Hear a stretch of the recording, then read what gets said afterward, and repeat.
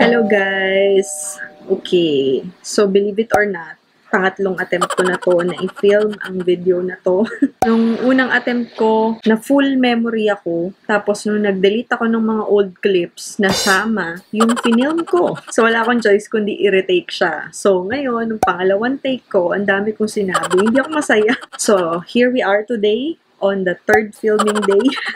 Sana ito na yung final at ito na sana yung i-upload ko. Ayun, so for today's video guys, gusto ko i-share sa inyo itong working space ko, yung current working space ko dito sa bahay, which is kung saan ako nakaupo ngayon. So ito po ang aking home office area just next to the living room. Bakit ba ako may home office na bago or bigger? Nag-resign na tayo dun sa previous work natin, which is office-based sa Manila. And then, eto na tayo ngayon, working from home as a freelancer. So, still, nasa marketing pa rin ako, just like my previous jobs, sales and marketing. So, dun pa rin naman tayo until now, which is good sa akin naman, kasi familiar naman ako sa mga ginagawa. So, anyway, ayun. So, yun yung bottom line kung bakit meron tayong mas malaking workspace ngayon. So, ayan, meron pa akong mga 30 minutes bago ako mag-start ng work. Pero naka-standby na ako dito. Naka-open na yung computer ko. So, hintayin ko na lang yung time. And while we have that time, ayun, i-tour around ko kayo dito sa aking bagong working station. Which, nag-start ako i-set up. Pero nung beginning days ko ng pag-work from home, hindi pa to ganito. So, eventually na lang siya naging ganito. Kasi, yun nga, as we go along, nakita ko yung requirements na, kailangan na magpalit ng table, kailangan ko na ng storage area kasi meron akong mga nadadagdag na mga ginagawa as I go along. So, ayun. Kaya, eto tayo ngayon. Okay, so, halika na at itutour ko na kayo dito sa aking office. Okay guys, so ito ang ating current working station. Ito yung aking main desk. So, etong table na to, ano pa lang to sa akin? Siguro mga 2 months, ganun. Mga 2 months pa lang.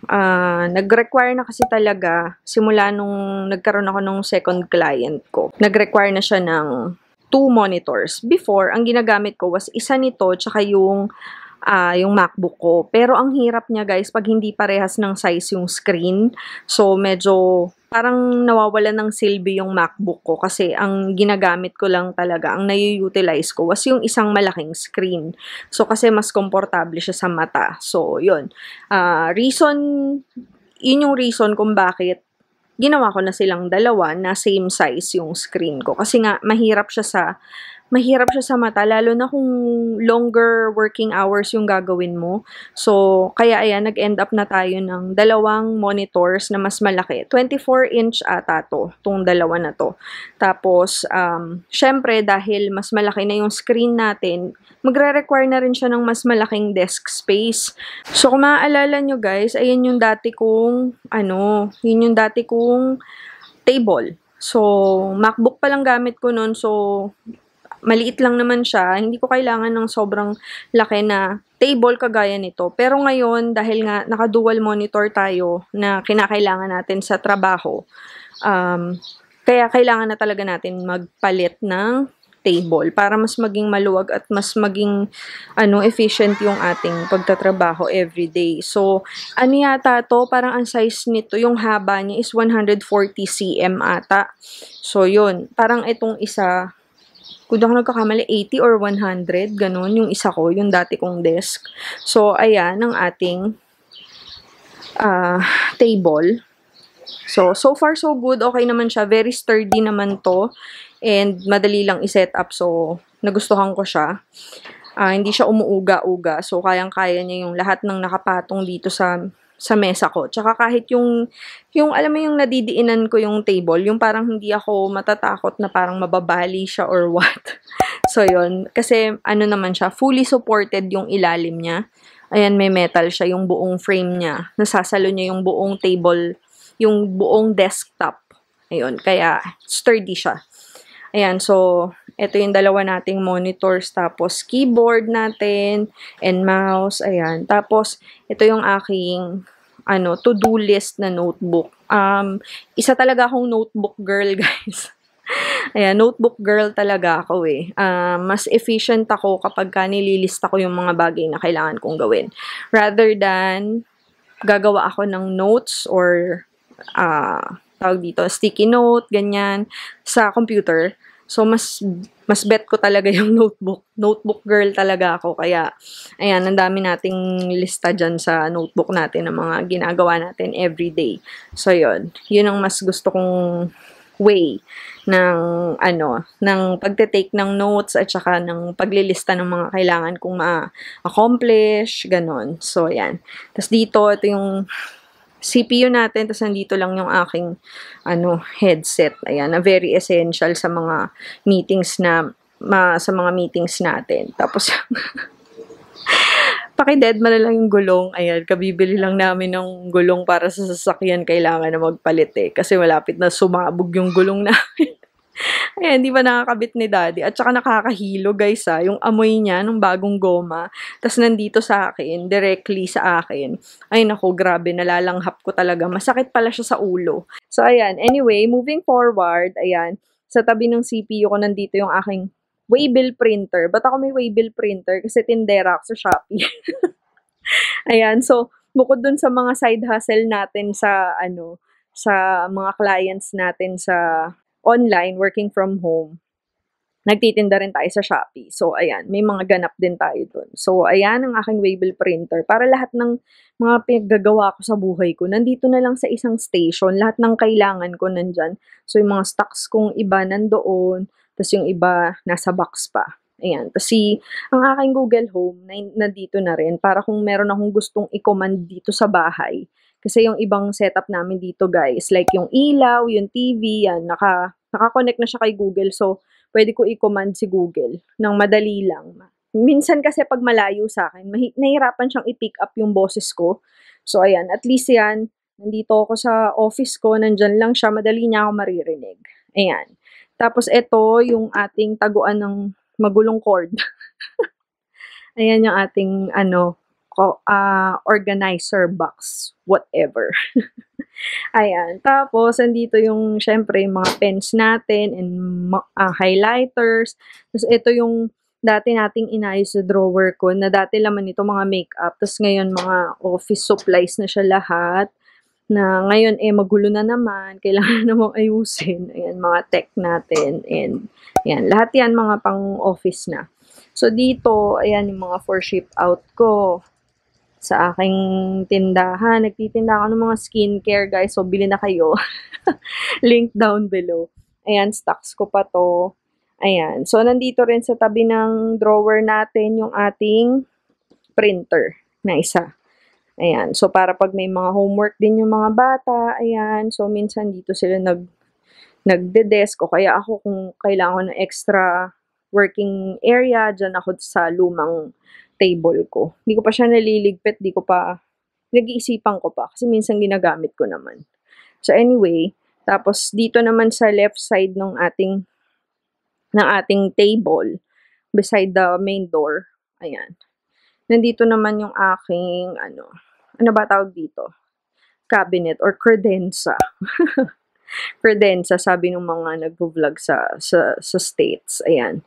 So, dito, dati kasi wala pa akong cabinet dito. Tapos parang lahat lang nandito, nakatambak lahat. So, parang ang cluttered, 'di ba? Kasi walang space, parang walang allocated space talaga para sa mga gamit. So, I decided na bumili na ng cabinet para at least lahat ng kalat itago natin. Ayan. So, dito, ayan, more kalat. Ayan. So, mayroong mga office supplies ako dyan. Tapos may mga din, may mga school supplies, ay mga pad paper ng mga bata. Mga notebooks ko nandyan din. Mga packing materials nandyan din. More kalat. Ayan, yung mga office supplies pa natin. Yan, mga tech. And then, more packaging, pouches, mga ganun, pang ship out. Tapos, ito yung mga ibang supplies ko. Ayan. Tapos, dun sa corner na yun, meron dun 2 box. Nandun din yung mga ibang school supplies pa ng mga bata. Lahat ng klaseng paper, folder, long, short, envelope, lahat na. So, yan. Para pag at least, pag gumawa ng homework yung mga bata, may kailangan akong i-pull out na mga gamit, nandyan na lang sila lahat. So, at least lahat ng kailangan natin for school, for office, ayan, nandito lang lahat. Etong nakapatong na box, itong 2, ano to? Ano ba to? Throwing pad ko, tsaka yung box ng aking keyboard. Tsaka may pahalaman lang tayo dyan. Eme lang. Ayan. So, eto kanina nakabukas tong bintana, kaso sobrang liwanag ko. Kaya medyo fini-filter ko lang. Ayan, kasi against the light tayo sa video. So, ayan. So, there you go. Ayun yung aking, current office. Itong upuan na to, regalo sa akin to ng asawa ko. Ayan, para daw, aesthetic. Meron pa nga yung, fur na rug na bilog. Kaso lang, yung pusa dito sa amin, yung pusang ligaw. Ay, naku, walang ginawa kundi mag-poops dun sa sa carpet. Kaya tinanggal ko yung carpet kasi naiinis lang ako sa kakapupo ng pusa. So, ayun. Inalis ko na lang. So, ayan ang ating office. Magulo yung cord dun sa likod kaya medyo, hindi kompleto ang office kapag walang magulong cords, diba? So, ayan siya. Ayan, basurahan natin doon. Ayan. So, there you go, guys. Ayun na nga yung ating work from home station. Let me know kung gusto nyong gawa ng video, yung sharing ko ng journey, kung paano ako nag-shift or nag-transition from corporate to working from home as a freelancer. So, let me know kung meron kayong mga question kasi baka meron din sa inyo na mga mommies like me na pagod na pagod na bumiyahe or yung gusto na ng more time sa bahay. But at the same time, tuloy pa rin yung career, 'di ba? So, yung hindi lang tayo nasa-stuck sa bahay sa paggawa ng mga gawaing bahay. Alam ko kasi yung feeling kasi career-oriented ako ever since. Like, after college, 1 month lang ako nagpahinga. Tapos, sabak agad sa trabaho. And ever since, trabaho na talaga. Like, until now. Meron man ako mga breaks, pero, lang yun. Just, for a short period of time. Tapos, balik din talaga sa pagtatrabaho. So, meron talagang mga, I guess, kagaya ko, na gusto tuloy pa rin yung career o yung pagtatrabaho kasi yun na rin yung nakasanayan, tsaka yun yung bumubuo din sa'yo apart from being a mother, apart from being a wife or a partner, 'di ba? So, ayun, kanya-kanya lang talaga siguro ng preference, and ako gusto ko pa rin ituloy yung career ko kahit na nandito ako sa bahay. So, ayun, and I'm very thankful na nagawa ko yun finally and get to take care of my family at the same time na nagtatrabaho ko. So, parang ang laki na natipid ko na oras kasi yung sa pagbabiyahe pa lang every day, 'di ba? Sobrang sobrang laking bagay na nun na mabawas, and imbes na nasa biyahe ka, yun na yung time na nabibigay mo na para sa family mo. So, very good yun for me. And, ayun. Kung gusto nyo i-share ko yung journey ko na yun with you, and yung mga ano bang ginawa ko, paano ko ba inayos yung resume ko, ano ba yung naging strategies ko, paano ko ba sinagot yung mga question sa interview, mga ganun, o kung ano man yung question nyo. Let me know in the comment section para if interested kayo, let me know para magawa natin ang video.